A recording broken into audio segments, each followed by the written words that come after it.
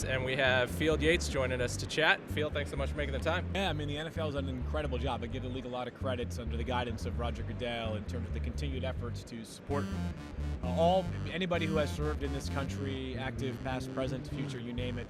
The Salute to Service Month during the month of November obviously is a big initiative for the league. I love to see the camouflage gear that players wear, whether it's on the towels for quarterbacks, whether it's gloves, cleats, socks, you name it. So that's been really cool to see the NFL support the military in that way, shape, and form. We have players being recognized at an individual level. Recently, Patriots long snapper Joe Cardona receiving a major award on behalf of his support for the military. Obviously, as a Navy graduate, very, very proud of his time, both at the Naval Academy and just a proud American citizen. So the NFL has really carried its end of the bargain in that support, and it's wonderful to see the work that you guys are doing as well to provide an opportunity that's impactful. And certainly a lot of players in their post-playing career are still trying to find what it is that can kind of satisfy them beyond being a high-level athlete for such a long time.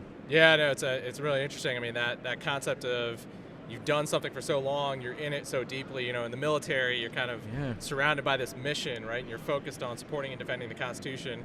When you make that transition out into civilian life, it's one of those things where we find a lot of veterans are searching for another opportunity to continue serving because it's just kind of in our blood. Yeah, absolutely. And we're hoping to tap into that, with this campaign to bring more people to the, another way to support our democracy. And do you have any family or friends that have served? My dad served. Oh, yeah, amazing. So he's tell us about that.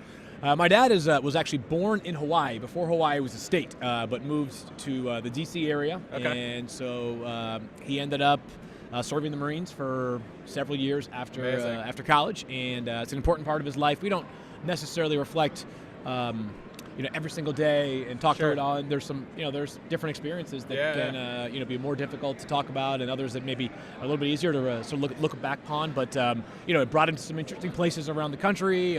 Made him form some bonds that can be lifelong, and it gives me and my siblings some perspective just about how. Again, it wasn't a decision that he had in his own hands. It was something that was what happened when you were at his age and in that time of the country. So, proud of his service and proud of all those that have also served around our country. Amazing. Well, thank you to your father for his service. And we talk about a lot. Our organization is not just a veterans organization; it's also a military family organization because military family members serve.